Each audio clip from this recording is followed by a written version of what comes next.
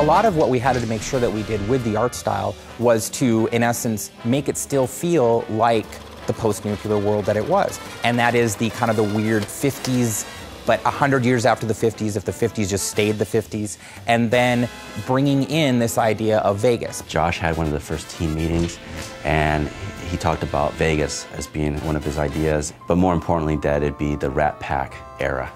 And when he said that, then I was just joyous, because it's just great aesthetics at that time. When we started the game, there were a few things aesthetically that we knew we wanted to do. We wanted to make sure that the architectural style of homes and as well as the casinos either reflected 50s style from the Vegas era, or it reflected an even earlier time, more like the settlers of the West.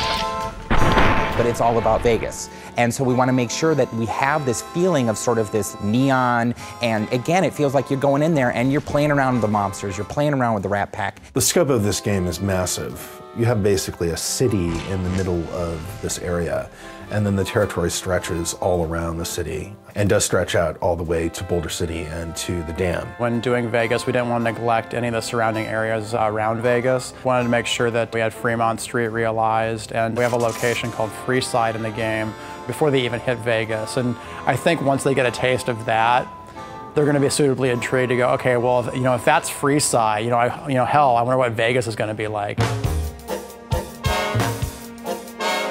The Vegas that we were representing was really classic Vegas. This is something that dovetails nicely with the general aesthetic of the Fallout series as a whole. Everything to do with the Strip is a big artistic playground. One of the strengths we saw about being able to use Vegas as a location is because all those casinos have their own individual themes. It's like a big amusement park the size of a city. And not only do designers have a lot of fun doing quests for those areas, but artists have a fantastic time going, you know what?